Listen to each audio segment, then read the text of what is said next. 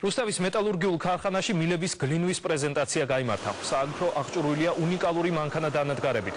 რუსთავის მეტალურგიული ქარხანა ერთადერთია ამიერკავკასიაში, რომელსაც პრეზენტაციაზე წარმოდგენილი პროდუქციის წარმოება შეუძლია. მილსაგლინავის საამქროს წლიური წარმადობა 350,000 ტონას შეადგენს. განახლებულ საამქროში პირველ ეტაპზე 500 კაცი იმუშავებს. სრული სიმძლავრით ამოქმედების შემდეგ კი მათი რაოდენობა 1200-მდე გაიზრდება. ძალიან მნიშვნელოვანი დღე არა მარტო რუსთავისთვის, მაგრამ ვფიქრობ მთელ საქართველოსთვის.